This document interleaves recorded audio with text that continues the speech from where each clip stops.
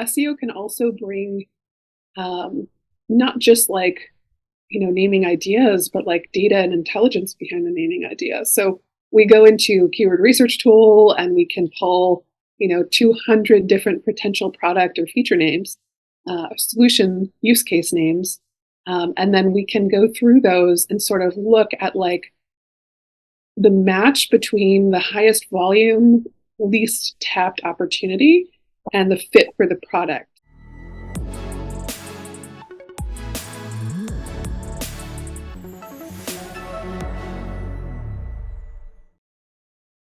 Before we jump into today's episode, I'd like to give a quick shout out to the sponsor for this episode, Ahrefs. Ahrefs provides you with an all-in-one SEO toolset that does everything from rank tracking to backlink analysis, keyword research, and technical audits. The best part, you can now use Ahrefs Webmaster Tools for free to identify and prioritize optimization opportunities for your website, see all the keywords that your web pages are ranking for, take a close look at the websites that link back to and refer you in their content, and analyze other websites to find out what drives their rankings. Visit ahrefs.com/AWT and sign up for free. And now, back to today's episode. Hello everyone and welcome to another episode of the SaaS SEO Show. I'm your host, George Cassiotis, and today I'm very happy and excited to be joined by Lindsay Germain. Lindsay is an advisor at Techstars and Demand Maven. We've been connected for a while now, but I guess we just connected regarding the podcast a few weeks ago. And I'm very excited to be joined by Lindsay today. And we will be discussing some very interesting things. Lindsay, welcome to the podcast. Thanks, George. I'm so happy to be here. So I've been a long-time listener, so I've been eager to learn from everybody you've had on the show, and I'm grateful for the invite. Oh, that's interesting. I mean, when people say that, I always want to ask, like, what's your opinion about the podcast? If we need to change anything, if we need to do things differently, but I guess we can discuss that after the recording, right? Absolutely. For now, can we start with your background? Today you are an advisor at Techstars and also Demand Maven, but what has brought you to where you are today? Can you share a few things about your journey? Sure. Well, over the years, I've been leading SEO, conversion rate optimization, web product management, sort of web ownership, go-to-market strategy, digital marketing, product marketing, and growth marketing. So the way I got sort of started was in advising founders and co-founders pre-first marketing hire. That was a really exciting thing to get to do and has given me probably the most strength in my career, or my biggest strength in my career, which is to work scrappily. When you're working in the startup mode, certainly, resources aren't always completely abundant. And so I actually particularly love to work in the organic space as a result of that. But I've pictured it broadly since the beginning. I also got into SEO more than 10 years ago before there were these specializations around content, technical, and link building. And so I've kept my skill set, comfortable and familiar, in depth and current with the broad sphere of what SEO can mean and do. And I've even found that there are some cool ways that SEO can, help support even on the product side and on the go-to-market side around like app store listings, marketplaces, other digital footprints. And I think of websites as the kind of the path from the wilds of the world to the brand, the first experience of the brand, and then from the first experience of the brand to revenue. And I really work to think holistically about that customer journey and go ahead and ladder up to higher performance, higher KPI attainment.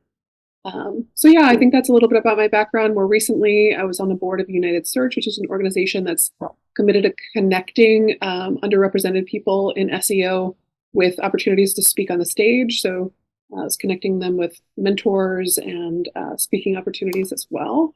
SEO is there's a really diverse community of SEOs out there. And so we just wanted to see there be a level playing field and opportunity for everyone. And advising with Techstars is really cool.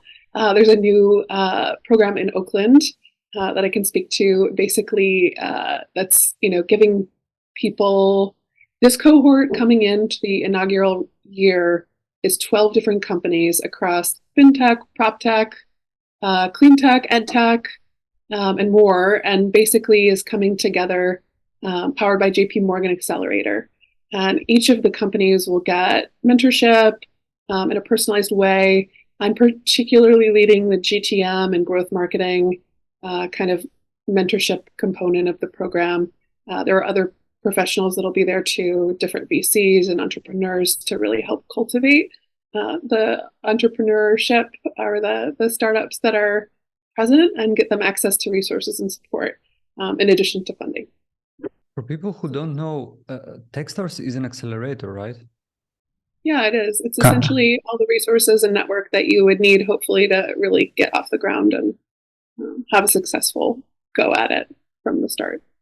I know, but I always think that things are very difficult in the early days of a SaaS company, and any company for that matter, right? Because as you mentioned earlier, it's pretty scrappy, at that stage. I mean, so many assumptions, so many things you don't know, and so many things that can change moving forward, right? But I would like to kind of touch something that you mentioned, which is product and, let's say, more broadly speaking, product marketing, and the connection that product marketing can have with SEO. And I guess my question is, what is the connection between product marketing and SEO? And what can be done to help product marketing, if there is anything to be done to help product marketing through SEO? Sure. Yeah, I think to speak to that, I'll have to talk a little bit more about how I came to learn this, which is just to say I worked in these small scales and then sort of scaled to global company growth leadership. And the role that I first took in an enterprise scale was at IBM, leading the digital and web components of growth for a business unit. So I own many websites and help manage developers and queue up a roadmap and all of it, including starting the SEO and conversion rate optimization programs at the company and sort of leading the data privacy initiative as well. It was during the times of GDPR at the time. So that was my first opportunity to really work inside a scaled team. And, it wasn't just the leadership team that I was working directly with to, suggest ideas for improving product market fit or going to market and launching a new product. And I remember starting to really see the synergy at that time, being able to work directly with product marketers. So much of what I used to do was now in the sphere of another team. And so I found it interesting. I learned a lot about how to collaborate across teams and how to be effective at shaping go-to-market strategy and even product strategy as an SEO. From the product marketer side, from the product side, I think there are huge benefits to collaborating with people who work in an SEO role, because they might not say it this way, but SEOs are expert market researchers. This is what we do all day long. And I think that the synergy of working closely together can basically improve the performance of both teams' efforts. So I've seen it done.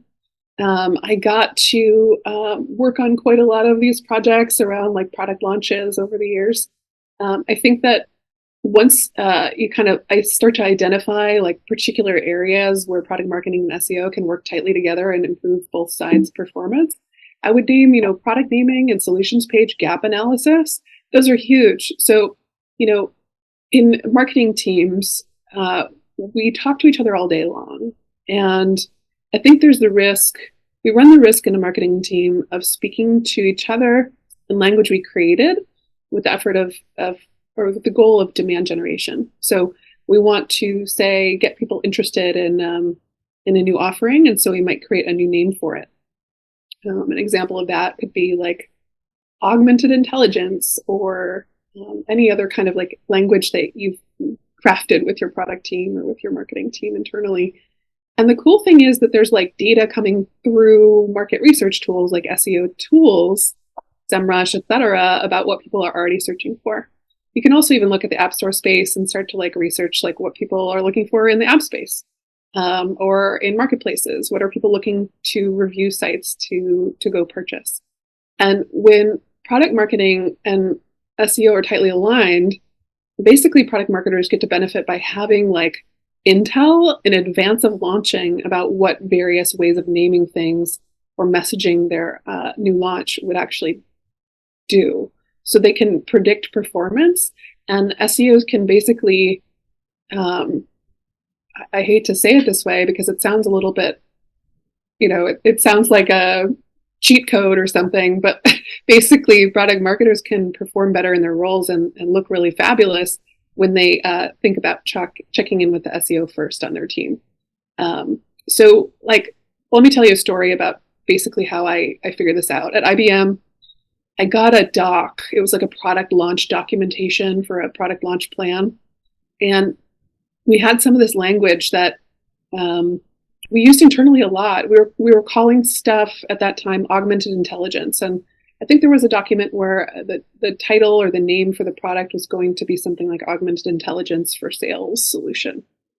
And I read that and I try to think, empathetically with the market. In that case was a salesperson, a sales manager. I try to think like that prospect, and I was thinking, man, if I was a sales manager, would I know what that meant? And how much of my brain is it taking up? In conversion rate optimization, one of the core things that we always need to think about is how convenient and obvious are we making ourselves? How wantable are we making ourselves when we present this content? So I found that particularly thinking about calling something augmented intelligence for, sales solution, it had several abstract concepts and things that I wasn't familiar with, and I was not sure that it made sense to me as a reader of the doc. And so I thought, okay, well, I know what we're getting at here is like, we want to help salespeople through automating a part of their process and making them work smarter, not harder. What if we try to use an analogy that they already know? At that time, smartphones were huge and, universal already. And so I thought, can we just use the word smart? Because that's essentially what we're doing. We're sort of like making your sales motion a little bit easier with your application stack. So yeah, we ended up going to market with a different name. We went to market with Smart Sales Assist as a name for that product offering. And I think that's kind of the thought process, right? SEO can also bring not just like, naming ideas, but like data and intelligence behind the naming idea. So we go into keyword research tool and we can pull, 200 different potential product or feature names, solution use case names.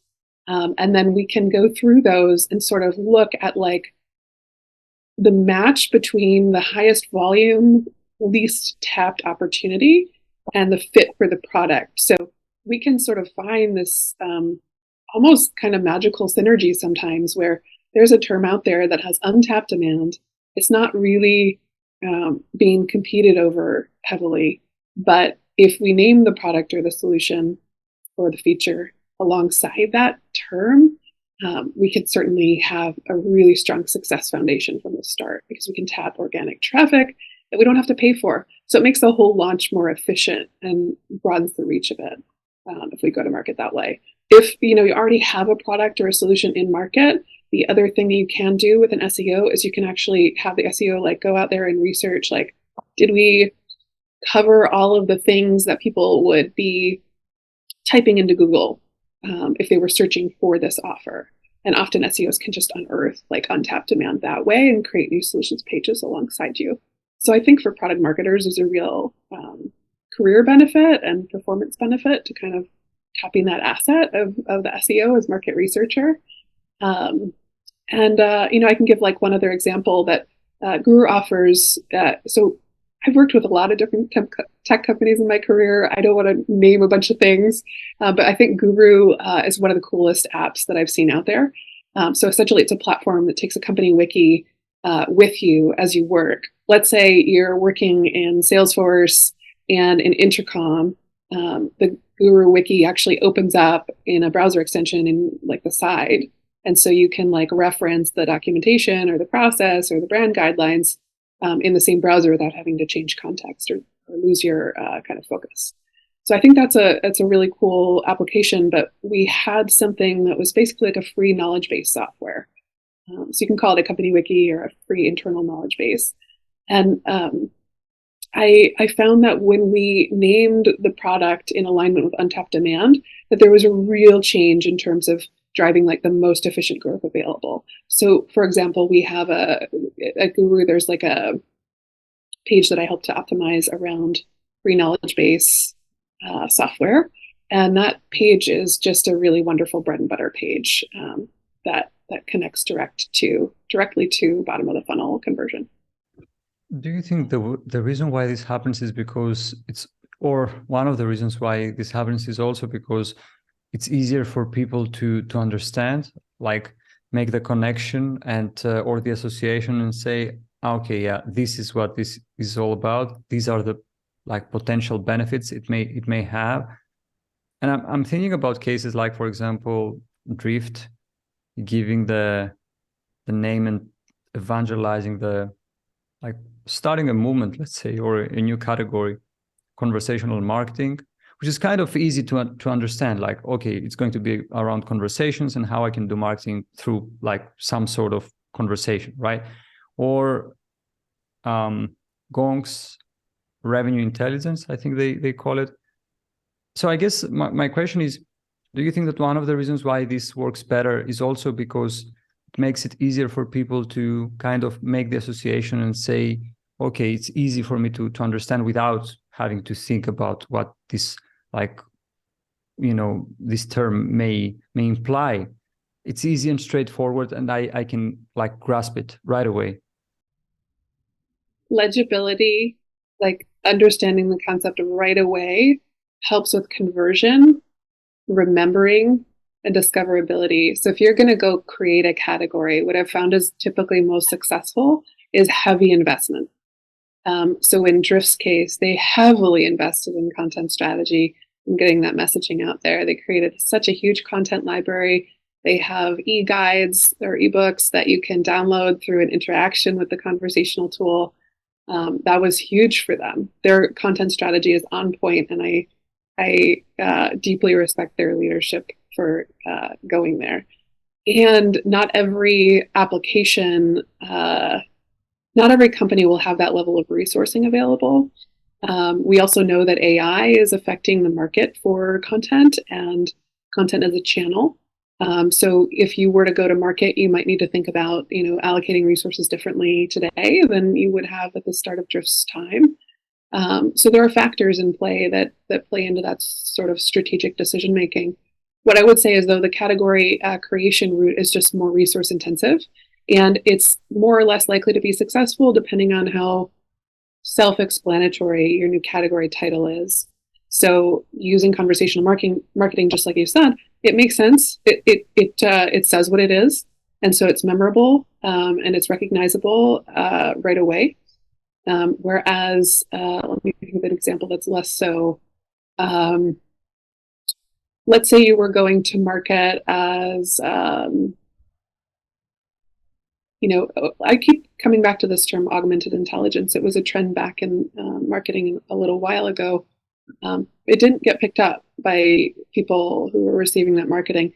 In fact, I think that what we still use and what is still more effective for us in terms of connecting with people intuitively so that they know exactly what we're talking about is automation or AI. And so we've got this really exciting opportunity if we think about, we just think critically about like strategy at this earlier stage and decide based on how much resource we want to put towards things. I mean, in this economy, I think that scrappy is the name of the game for staying, in a strategic position, and you might consider using aligned naming to tap untapped demand organically to really capture more organic growth and discoverability rather than having to heavily pay to play, paying through rich content generation, ads, paid channels generally. Might be a little bit of a heavy investment for companies at this time. I think that we could go on and on here. And I mean, next question I would ask would be, what do you think about like us using organic growth acceleration? But I will not ask it, at least while we, are recording this episode. Speaking of Scrappy, I would like to discuss a bit doing marketing and or more broadly speaking, let's say go-to-market strategy for earlier stage companies. And I would like to, because you've worked with such companies, right? And based on your experience, how do you think a SaaS company should think and approach content and SEO in earlier stages? Yeah, so in earlier stages, I think, if you have a marketer on the team, the most likely configuration that I've seen often is there's someone owning like the CMO or VP role in marketing. And they're typically coming from a product marketing background. Often that's a strategic first hire. More recently, sometimes we see like demand gen and head of growth type titles, but typically those people come with product marketing, product market fit, messaging kind of skills. I think that they kind of come with a skill set, right? And at the company level, it's really important to do a lot of strategic investing and really go after low-hanging fruit. If you are an SEO, like doing consulting with a company at that stage, auditing a website is like a really standard engagement.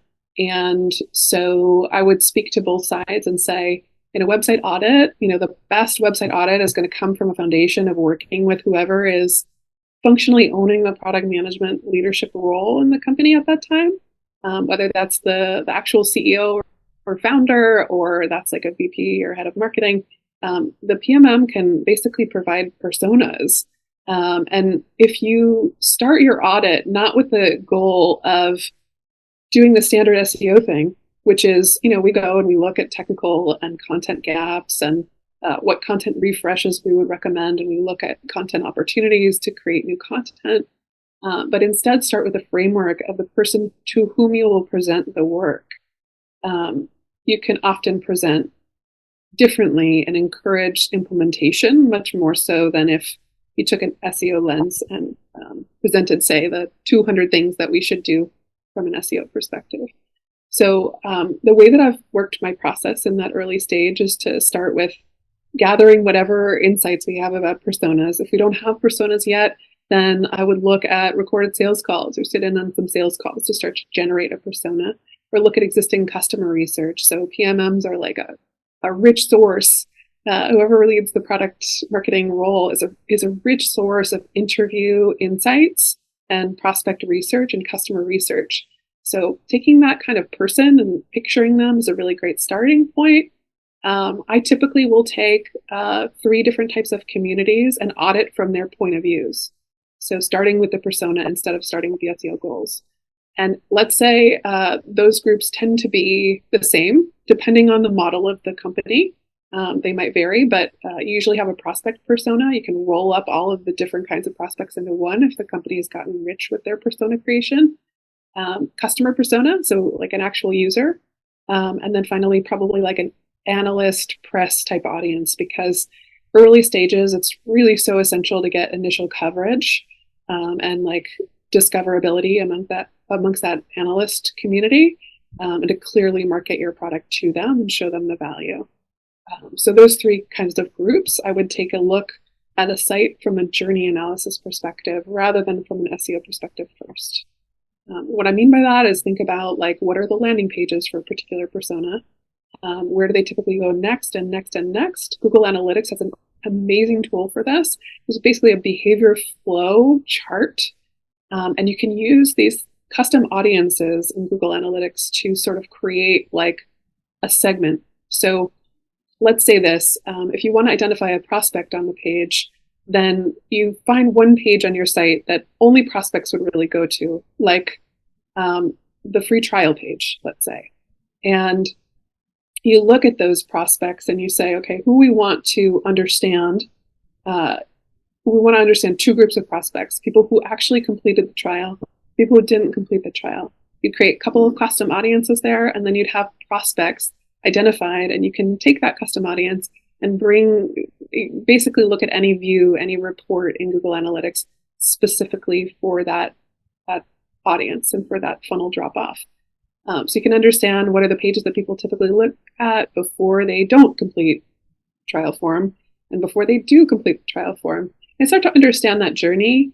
And then from there, I would go through each page on the journey and I would start an SEO audit from that perspective. How can we improve this journey? We often think about SEO performance in an analytical way. I like to think of it visually, like what is missing from these pages? Where are the bottlenecks or the points of friction on these pages? What messaging is missing? Did we market accidentally to an HR leader when we should have been marketing to an IT and ops leader? Did we mention like enterprise grade security and reliability? That objection, that a lot of IT and ops folks might have? Did we miss that we were actually marketing to the finance guy or the finance woman? And we needed an ROI calculator to show that there was heavy ROI in this fiscal environment.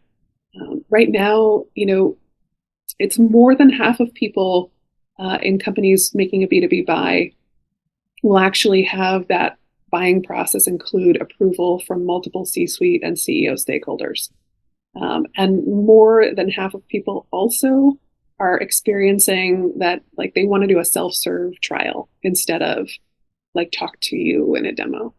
So, kind of like getting into the head of the audience and understanding where the bottlenecks and points of friction are and where the gaps were from a content perspective. Those things I've presented and they've been really successful at landing. And I'll present them alongside SEO findings that say, we also realize we have a solutions page gap and these 10 pages ought to be created. And then finally, these types of strategies for earlier stage companies really need to be heavily focused on revenue and customer lifetime value drivers. So it's not enough to really focus on like top of funnel, widening the funnel. I would present like a funnel graphic instead and say, okay, let's say I really want to get done 10 content opportunities because I know that they'll be strategic in acquisition and in conversion. I would present those in a funnel instead of just as a list of content opportunities. I would say, these are top of funnel, mid funnel, and bottom of funnel opportunities that we have. Here are the relative sizes of those opportunities. And this is why I think those pages deserve to be created. So really just shifting the way we communicate as SEOs into the language and the frameworks of whoever is there in an early stage company really helps with retaining clients. It helps with being understood and getting buy-in and making sure your stuff has the resources to get done. I would also say that one of the things as SEOs we often do is deliver something that's like the 200 item checklist, right? If you want to be retained and engaged within a client relationship, if you want to be most valuable to a client or to your manager, it can help not to show the 200 things. It can help to say, there are 200 things, but I've pulled these ones because they're the most critical next steps for us that will deliver highest ROI. And to really be able to curate that instead of overwhelming your team is really helpful. I would also say that it's like really, really, really, really useful to getting things done if you hand off not just like a big long presentation, but instead just show the relevant part of a presentation to the stakeholders that need to be involved to implement it. So say you have a dev team or a developer that you're pulling from product. Can you walk that person through tickets instead of a long presentation? Maybe if you've already written up a ticket in the format they already use, save them a little bit of time having to do that project management, you're more likely to get it done. The ticket would just be like what we need to do and why and the use cases for testing, a little user story about what the feature would look like or any technical requirements that you have. And if there is somebody who's kind of a gatekeeper working with the development resource, do you talk to their manager and walk through the presentation really briefly, 5 slides with them, and why you want to do what you're hoping to get done. And then maybe at that point, like suggesting that we take a tour of the business valuation of each of these opportunities. So you can give a sense of what you would expect in terms of performance returns, just so that you can make sure to get it done. I certainly wouldn't, in an early stage company, I certainly wouldn't go do the long checklist of 100 technical optimizations. It just, it's like the right move at the right time. And so having a strong technical foundation at the beginning is awesome if you can get 100 things done in the first website launch. But if the site's already out there, then I'm starting to sort of sift through and look for the highest priority things from a technical perspective and focusing only on those. So I hope that starts to answer your question. I have many more things I can say. I think that in the earlier stages, it's critical that you go after what will work. And so in your company, you can actually mine data around your paid testing programs. So like in your paid search program, or if you have an app in the App Store, you can mine data and see like, what are you already doing? What content is already, what terms you're targeting are already converting and generating revenue.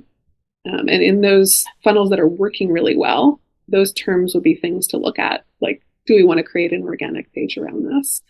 You also probably want to think about evergreen tactics. So, how would I put this? I think there's a real short-term, long-term trade-off.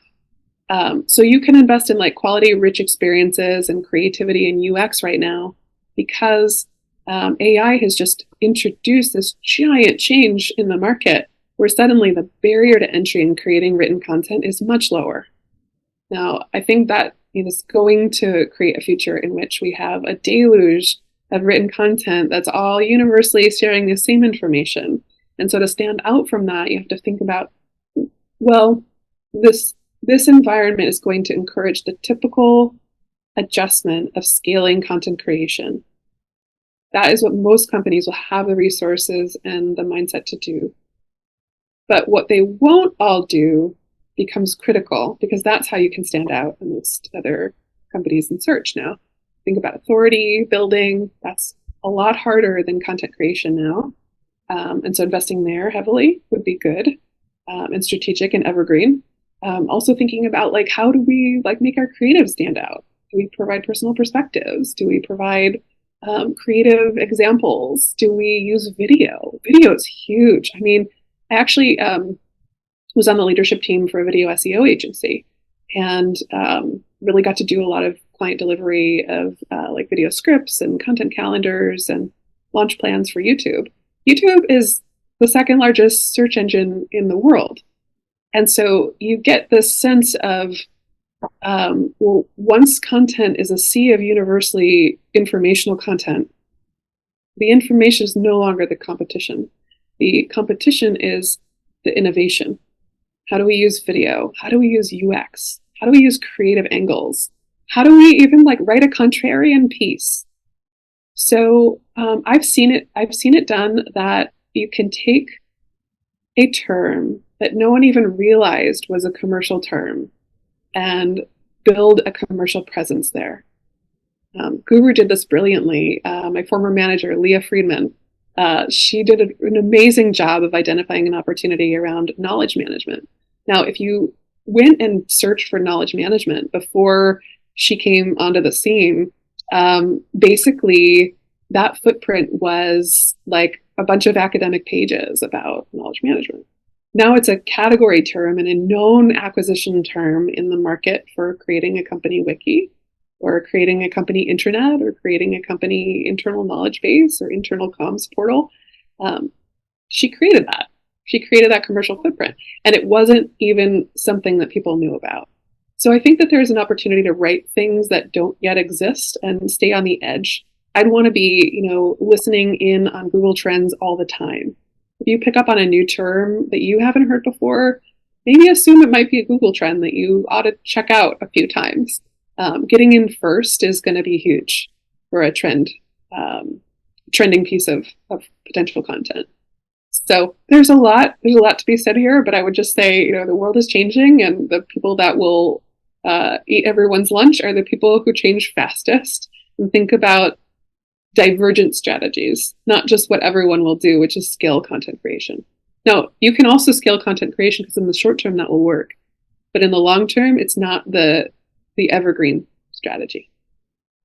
So I would say, an evergreen strategy around creating content is building authoritativeness, which could be that you create a really strong content library right now that's completely thorough, related to a particular topic. That kind of creating the universe of all of the topics and terms around a topic, and creating amazing UX to be able to, get people to navigate through that entire library.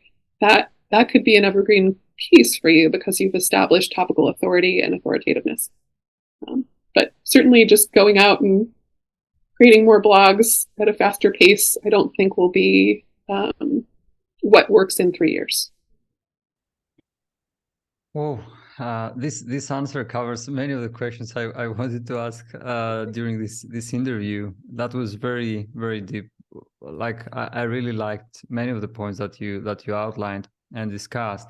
One question I have for you, and I would like to kind of shift gears a bit and discuss monitoring and evaluating on performance. And I would like to know, in your experience, what are the key metrics that help you evaluate content performance, and how, in general, you approach evaluation and ensuring that the content we produce gets us the result that we want, which of course may not be the same for every content type, right, and content format. But I would like to hear your thoughts on that. Yeah, absolutely. I think whatever gets the furthest along aligning with the company's goals is actually what SEOs can measure and sort of try to excel at. So if the company's North Star is customer lifetime value, really working internally with your analytics team and understanding what are the best predictive indicators of customer lifetime value that we have. That might be demo creation, that might be webinar conversions, it might be leads generated, it might be trial starts. Whatever is the sort of formula for predicting customer lifetime value or recurring revenue, that's what I'd be aiming for. Not views of pages, but really being able to, ideally using a multi-touch model, understand the journey and how much impact you're having across the journey. And if you haven't gotten to that maturity stage of having multi-touch attribution available in the company, then I think it's critical to show a story where SEO is improving customer lifetime value. Now, if you hit a wall where it's challenging to measure that, one of the things you can do is diversify what you're doing in your SEO program. And I think this is strategic because of the changes introduced in the market as well. It's the kind of stuff that not everyone will do. So you can think about, marketplaces, review sites, and app store listing optimization. And SEOs have unique skills to be able to help in all of those areas. No one came to me and said, Lindsay, you could go do app store optimization or category creation on G2. A category launch on G2 or a product hunt launch. I just decided that these were the needs of the company at the time. And even in an SEO titled role, kind of just presented the opportunity and got buy-in and got them done. And they were quite successful things to do from an SEO perspective because they helped me build authority or to build revenue pipeline or to show, my impact across the company. So let's start with one. If you are an SEO and you see that you're in a space where, Gartner and G2 are important ways that people discover software and tools like yours, you could go to G2 and take all of the, crawl the categories pages, go ahead and do a pass and say, here's what's relevant to our offering. And then go ahead and, you can verify that by hand, just like you would with looking at a search, a new content opportunity. You could look at the category and make sure that there are competitors like you. A fast way to do this is just to take a competitor and find out what category pages they're already on. Right? You want to try to find your competitor that's invested the most in that platform for sure. But let's say on G2, you discover a new category that maybe is a great opportunity, or 4. That's pretty straightforward. You can run those then through SEMrush and make sure they're all getting traffic. I would, prioritize by the actual discoverability of the page for the category, and then walk over to the product marketing manager, the product marketing lead, and say, well, I think we have an opportunity to go to market here. What do you think? And if they can see it too, if you can present it clearly and they have the bandwidth to take this on, they can help you pilot a new category launch. So I did this at Guru with our product marketing manager, Kate Hudson, who is brilliant. She is like such a powerhouse. And we then kind of tag teamed it. She ended up like launching us in a new category, and it became the bread and butter category for the company in 2022. It was actually so successful, and Guru's been acknowledged on G2 as a result of all this work. Like, is like a top 100 and a top 50 software in various categories. Even like the remote software category, remote work software, which is like so general. It's like Slack and Gmail and Google Drive and stuff. And by doing that launch, like we had a resilient position in 2022 for a market that was evolving. So we wouldn't have even had that had I not like stepped a little bit toward the lane on the other side.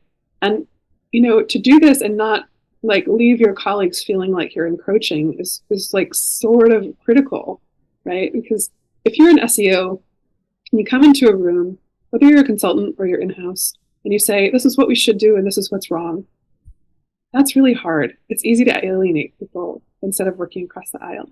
So I went to Kate like one-on-one. We got to know each other as people. We like each other. We get to work together. Yay, this is great. I shared with her draft ideas and opportunities over and over again. And we partnered and launched a whole bunch of stuff that was successful. Another one was looking at app store listings. So, we had an app that was not discoverable unless you knew the name of the brand. And you'd have to go search Guru to find Guru. And I thought, we offer a thing. It's not a thing that people would search Guru for. They would search knowledge base. They would search company wiki. They would search internal documentation platform, internal documentation. And so I just hunted around and like found a lot of target terms that we could potentially be ranking for that were non-brand, and then provided that opportunity over to the product marketing team. And again, I wrote some sample copy of like how our listing could read and pointed out how the creative could evolve. The creative at the time was just the logo, the word Guru. Well, what's that? Was it legible? Could we show people what it was in an obvious way through some sort of new creative? And so essentially the same skill set that makes someone really great at SEO is exactly the skill set that would make someone really great at App Store optimization or ASO, even ASA, App Store ad creation. So I just like to kind of think about this and think in the language of the person that I'm talking to, so that you can talk across the aisle. Also PMMs, product marketing managers, they are like interviewing customers all day or interviewing prospects all day. And they can help you out a lot as an SEO if you just have them ask for you on those interview calls. Like when they're like learning about a prospect, what did you search for when you found us? Getting things done, like you can get things done so well with a partnership across the aisle by just being approachable and caring about the person first and not calling them out in a group. Like don't go into a group call as a presenter and say, these are the problems with the website. That's so easy to alienate someone and end up, having people sort of detract from wanting to keep you around. And then finally, I would just say there's lingo that PMMs have, product marketing managers have, that SEOs don't often use, but if we learn it, we can present really well to that community and get things done much more often. They think about strengths, weaknesses, opportunities, and threats, or SWOT. This is a framework, and you essentially have a grid, and you put strengths, weaknesses, opportunities, and threats in different kind of quadrants of the grid, and then you could present your SEO strategy that way. You could say, here are our strengths. We have an amazing, PR team, and so we have tons of authority developed and all these links from all these press sites, and we're doing wonderfully there. But we have a weakness of missing content gaps for these solutions pages, and we have a threat of, Atlassian is up and coming in this category, and they're releasing some new thing that will compete with us. So let's take that as motivation, actually, to implement this plan quickly. They think about GTM plans. So as an advisor in Techstars and at Demand Maven, I basically work in a product marketing function, helping to work with founders to establish their first go-to-market plans. So a GTM plan would have things like positioning.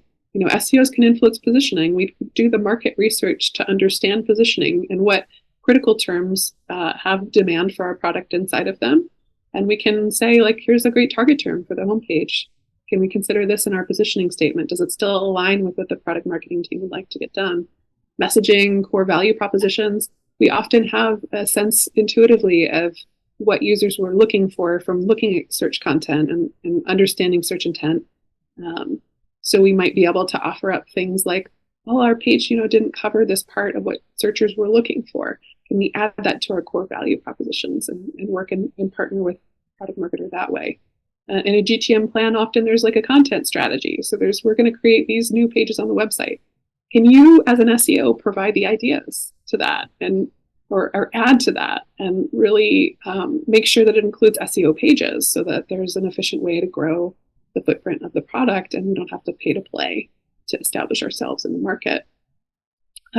Positioning for a product marketer is going to be like driven by what's called a job to be done or a JTBD.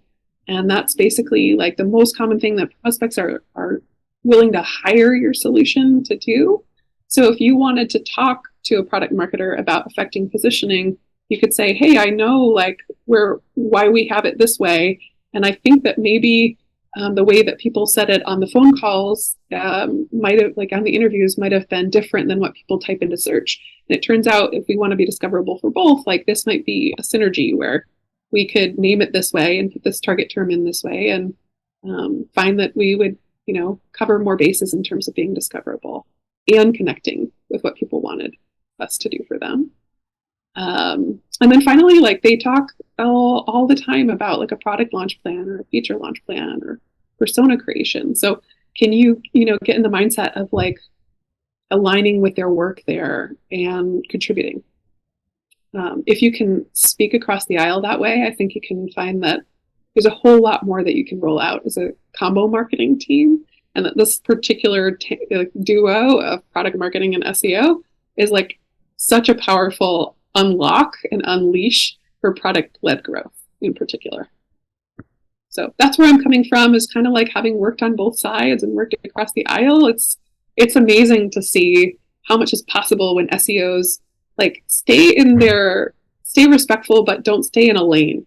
In early stages, having a lane carved out is potentially dangerous. I don't want to say something controversial, but essentially if you hire an SEO in an early stage company and you don't give them like purview into like helping out with the App Store listing or other areas, there's a risk for your company that you're spending on SEO when the lowest hanging fruit and the highest ROI opportunities would actually be broader than that.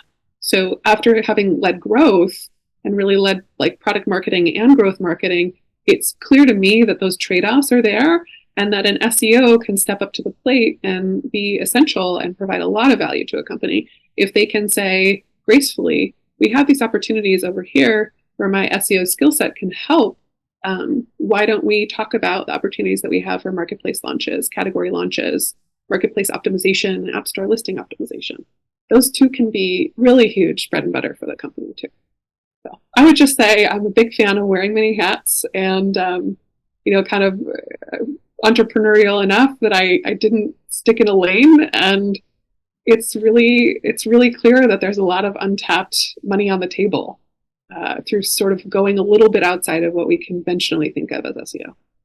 That makes sense. As we are running out of time, I have one last question for you, which is kind of your thoughts on the future of like, I don't know, go-to-market or content SEO for SaaS and tech companies. What do you think the future holds for these companies?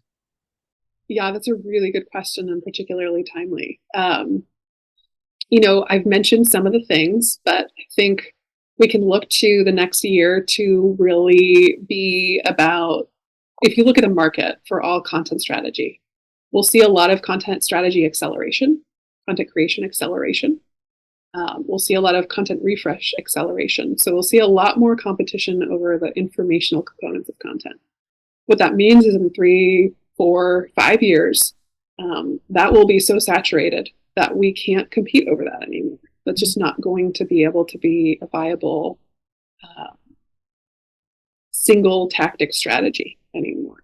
So we have to start pushing ourselves a little bit. I think the first time I wrote a video script and a storyboard, or the first time I produced photography and video, I was nervous. Like, it was uncomfortable because I was like, oh no, I'm doing this new thing, and who am I to say that I can do it? I had a little bit of like imposter syndrome come up, and yet I did it, and the results looked really professional. I even, I was running this one shoot, and one of our actors didn't show up, so I had to be in the shoot. Oh, this is so uncomfortable. And yet it turned out okay. It actually looked like really professional marketing. So if you don't have a video producer, if you don't have a voiceover actor or a budget for one, like, how do you get into other media and provide multimedia digital experiences that are creative and innovative, that actually add value that just isn't out there? It doesn't have to be hard. One way you could make a YouTube video would be like an informational explainer video. And, you just work with the brand team or whoever your designer is and say, I need these slides, or this like quick animation. Slides would be faster, right? Can you get them to make you 7 slides? And then you do a voiceover for it. It doesn't have to be a nightmare. And you might find that you record yourself and you actually sound way more professional than you felt. You might feel nerves, but it actually can be done scrappily to make podcasts, audio, video. What if you took your content that currently is acquisition content, that's just content strategy, like writing and maybe a couple branded assets, and thought differently about that? Like, could you provide an audible version of it? Like, could you provide a podcast and a downloadable ebook version of it so that I can save it in any format? What about if you had a blog, and instead of just being a blog, it was like Pinterest, and you could heart to save content that you wanted to come back to? And you provided a digital experience of a library to your users or to your prospects, where they could save things and be logged in and access their whole library. What if you had to do that? What content would you write that would be different than what you write today? Like, it would have to be higher value. So you might have to give away more. You might have to start talking to your product team or your customer success team and really getting personal perspective on like expert level guidance that is beyond what's published on the internet today. Some people have talked about taking your informational content and putting a gate in front of it. That's going to be hard because you have to pay to play to have that discovered, or create some sort of viral growth plan to get it out there in order to do that. What about the alternative, which is you still have the free content out there, but you allow people to consume in any media that they prefer, and they can also give you an email and download it or access it in your rich library that feels to them like Kindle, that feels to them like they really have a valuable set of guides that they're going to learn from. They're training themselves for their future career, and you're benefiting because you're generating an obvious brand-aware, product-aware user who sees you as the expert in what you do, instead of a print book, which used to be a really big trend for marketers to sort of create a book about their SaaS tool, or a kind of thought leadership book. What if that was a part of your Kindle library, or your Kindle-esque library that you can access? We think about emotional resonance, personal perspective, uniqueness. Those are all going to be must-haves. Let's say you had, you have a robot that can dance, right? And that's like showing off what your SaaS tool can do. Can you make a digital experience that has that? Could you make a cool video game that is so awesome and retro, but like displays your time series data application or your conversational application? Like, I can chat with Mario-esque characters in a 1990s style game. Could you make it so cool that your digital experience is one that I would want to share? And could you think about like leveraging shareability as a way to build authority, right? Like, I feel like SEOs, we have evangelized our channel for a long time, and it's amazing what's happening with that. TikTok and YouTube and Instagram are like search engines to younger folks. So if you look at the way people search for information or younger, that might not go to Google, making sure to have campaigns like that are cool enough that you can leverage them for SEO authority building, SEO link building, and also they would be cool enough that someone would want to share it on TikTok or would want to share it on Instagram. I mean, it's just really about thinking differently right now. And I think that there's a really cool opportunity for SEOs to really up-level our careers and our growth by putting our toe in the water in other media that we might typically not go to, or in other channels that we might typically not affect. And thinking about cross-channel resonance. How do we have a growth plan for promoting our content that's innovative? Because that actually might stick better. In a change, the changers, the fast move changers grow the best. Yeah, many good points. I like that. I like this idea of and I guess that this is where things are moving towards, especially with the commoditization of content and especially with the rise of AI content and generative AI in general. This was all very insightful, Lindsay. Thank you very much. Last question I have for you, call to action for our listeners. Where can people find out more and get in touch if they'd like to? Yeah, you can find me on LinkedIn. So on LinkedIn, I'm linkedin.com/in/LKGERMAIN, Lindsay Germain. Okay, we will drop it in the show notes. Lindsay, thank you very much for finding the time to do this.